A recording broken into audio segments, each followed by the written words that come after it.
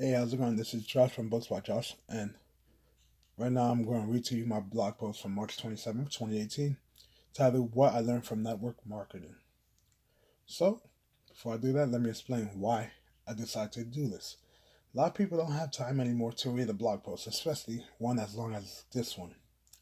So, why not take a couple minutes to read it out loud? And let me read it. It's not going to be word for word because I'm going to change it when I talk. So, let's dive in. This is a post of what I learned during my time at network marketing.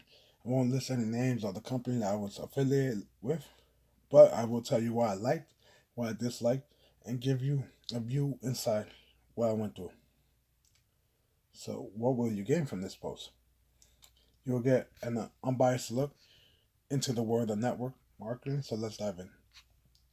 First things first, I was in the network marketing company for a little over 3 years and met a couple of great people there. So, now one sentence into this post, I already know everyone is thinking the same thing. How much did you make during your time as a network marketer?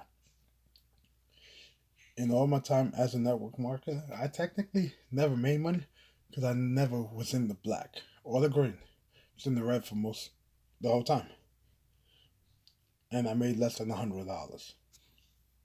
Josh, if you only made that much, how can you give an unbiased look into the world of network marketing?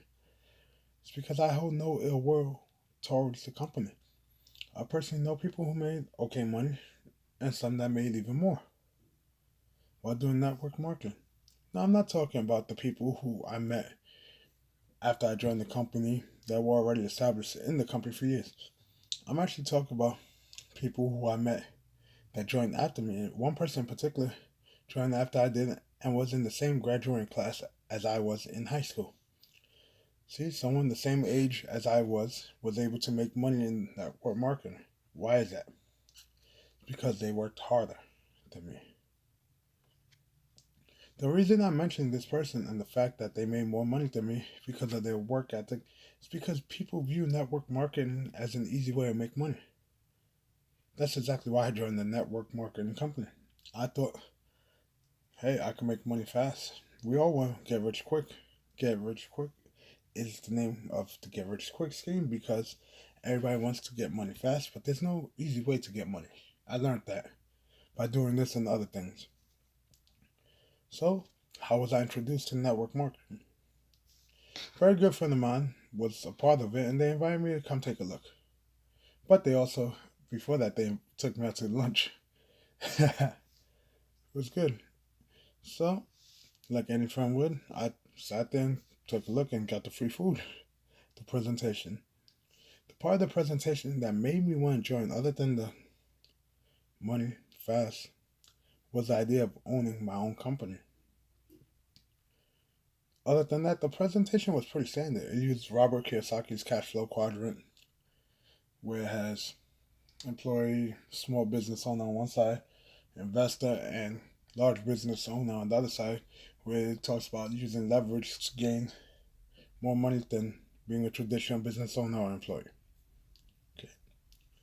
And it also brought up the old Social Security study. Why do I call it the old Social Security study? It's because this Social Security study was used by Earl Nightingale in his famous speech, The Stranger's Secret. For those of you unfamiliar, the study basically says that only 5% of the people who retire will be financially independent. I love this study because it shows how important it is to have passive income. The only gripe I have about this presentation was how much it downplayed other forms of passive income. The presentation said the only way to make livable passive income off of real estate is to own entire city blocks or buildings such as the Empire State Building, which isn't really true because you can make over $20,000 a year in profit owning a multi-unit family home. I'm talking 8 to 12 unit homes in other states, and all you need is $500,000 mortgage, so 20% down, 100 grand. Not that bad. And they also said you have to have tens of millions to invest in the stock market to be able to make a living, which isn't true. If you held onto Amazon, which you say you bought $10,000 worth of Amazon, it went up 150% or 200% the past year, we made 10,000 profit. Or you could just live off dividends, which $100,000 will earn you about $500 a month in dividends, depending on what stocks you pick, things of that nature. But that's a topic for another post.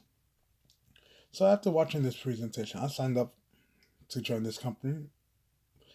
About 3 days later, so no, 2 days. I saw it Sunday. I went signed up on Tuesday.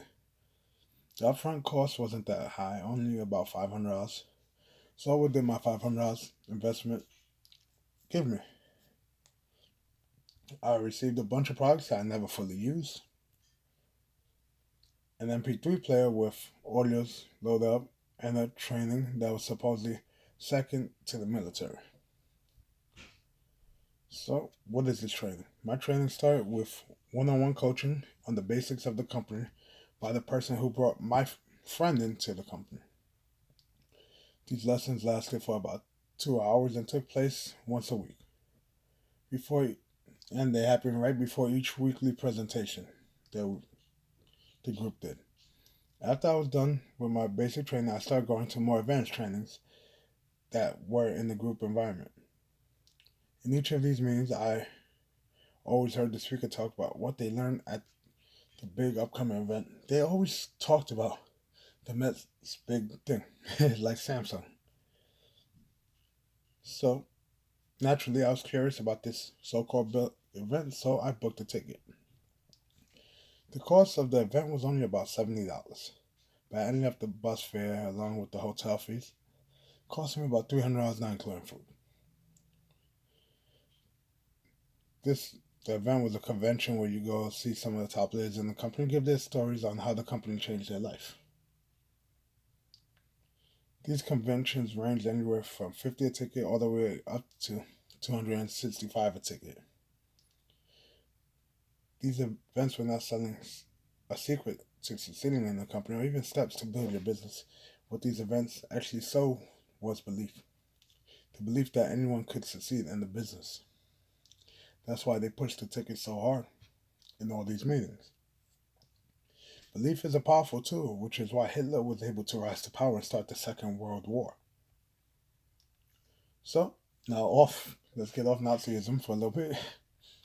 In the beginning, I thought the way to make money was by selling products, which would generate me approximately 30% profit, or using our portal to shop. Only after being in the business for a while did I learn that the only real way of making real money in this company was to recruit other people.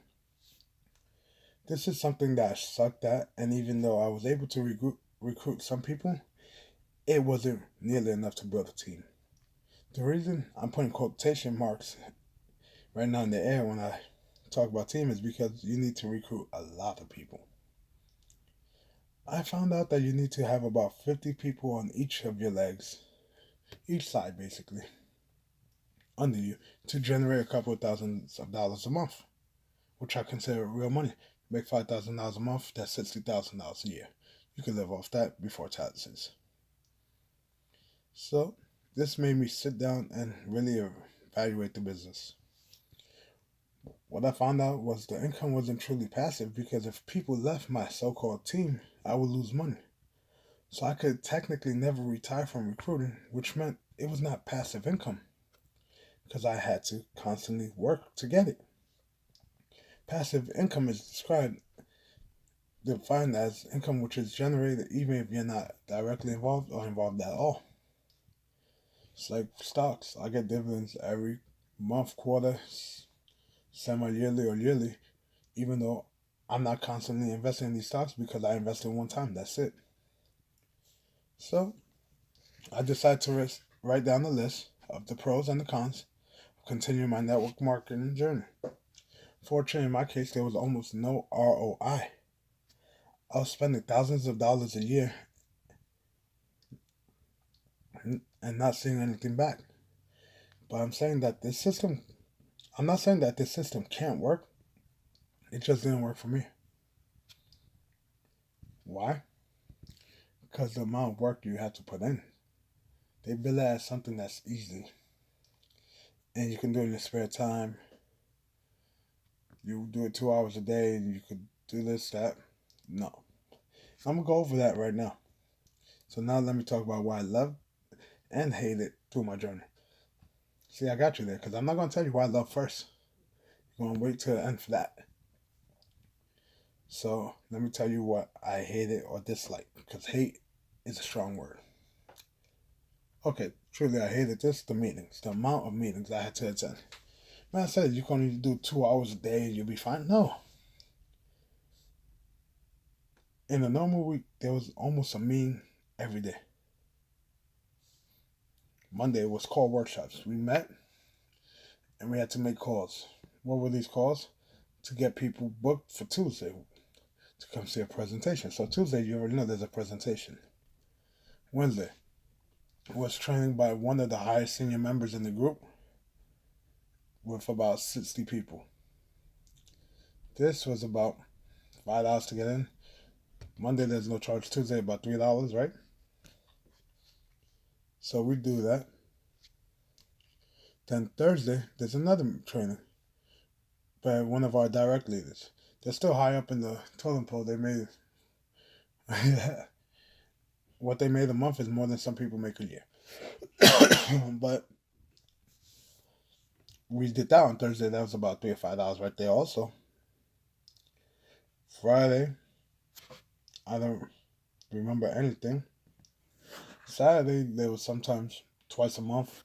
On Saturday, there was certain meetings, product workshops, stuff like that to learn about products and the benefits, things of that nature.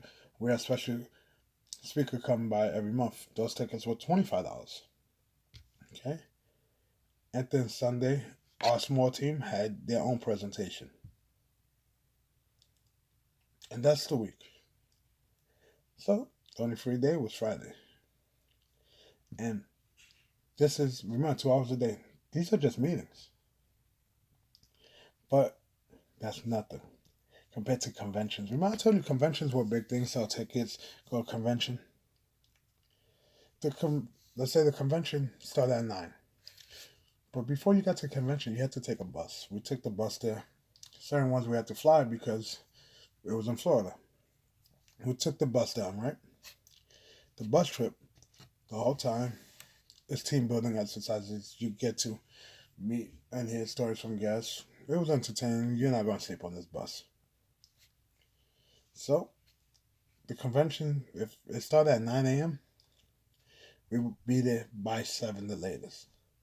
And for 2 hours, we would stand outside and have meetings before we were allowed to enter. Yes, for 2 hours, even in the rain, we were out there with umbrellas. So, once they opened the doors, we had to run and save rows of seats for our team.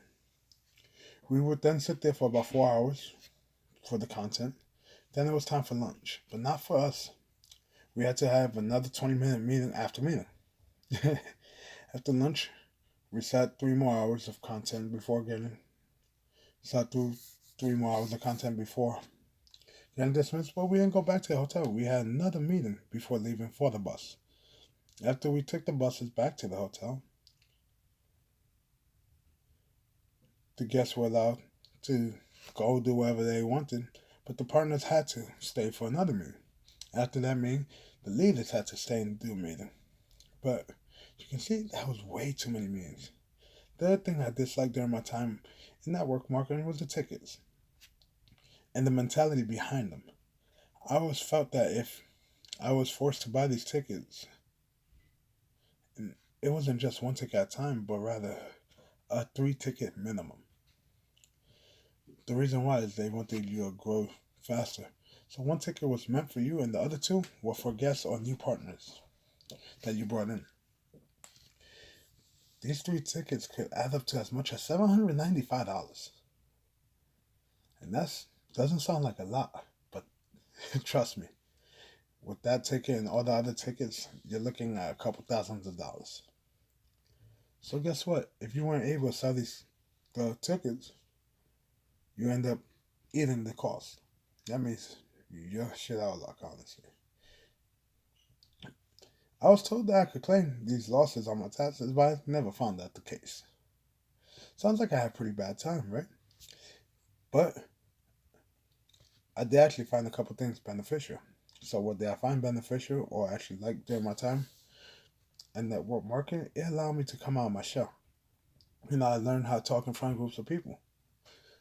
How did I learn that? Well, I started giving the presentation. I had amazing memory and I memorized the presentation. I could still give it to this day if I wanted to. And they allowed me to present because I was outgoing, they told me. It also taught me the importance of passive income. Network marketing also helped me start reading again by introducing me to business building books. I even met people inside the business who I will remain good friends with even after we both exit the business. I know that people only see these type of businesses in negative lights, but yin can't not exist without yang. Which basically means that nothing has only negative experience but also has a couple of positive aspects. I did lose a friend by joining this company, but upon reflecting on it, I learned that they were never really a friend. Also, I'm still friends with the person who introduced me to business, and I hold no ill will towards them because they were trying to help me out, and I thank them. Do I regret joining this company? Nope, because those experiences made me into who I am today, helped me launch my own company. So I recommend network marketing for the average Joe? I cannot because the percent of people who succeed is very low. You have a better chance of succeeding if you launch your own company than you are at network marketing. You can make money, but it requires more work than most people are willing to put in. That's basically it for this post. If you enjoyed this post, thanks. If not, like I always say, oh well. Either way, feel free to leave me a comment on the site. If you're listening to this on YouTube, down below. If you want more content, listen for my podcast, read my book, follow us on Facebook at Books by Josh R, Twitter at Books by Josh. If you want to support me, become a patron, patreon.com/Books by Josh. You know this real, guys. Like always, I'll catch you guys in the next one. See ya.